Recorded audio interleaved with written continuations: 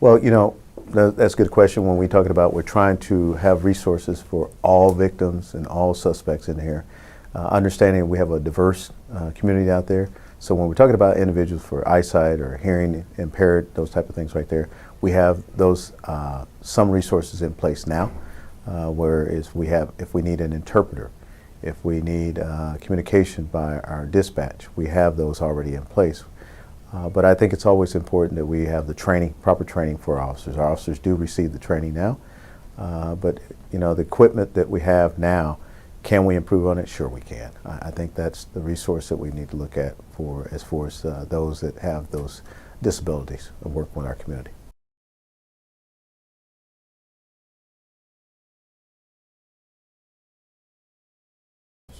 That's one thing that we always work on when we're talking about trust in our community. Really, it is about respect. If we give respect, generally we will receive respect. So we work with our officers to get engaged with our community out there. Whether we're arresting someone or changing a flat tire, if we show that we are just as human, but also extending our hand of respect and public service, I think that plays a big role in showing the people that we serve that we're engaged. If you don't have the trust of the community, you don't have anything, because our job is hampered if we don't have the trust of our community. I talk about something as simple as when we go out for taking a call for individuals.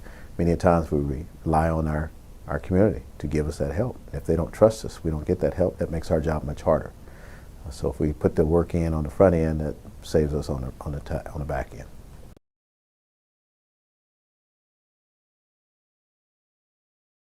One of the items that we look at, we had to balance with funding.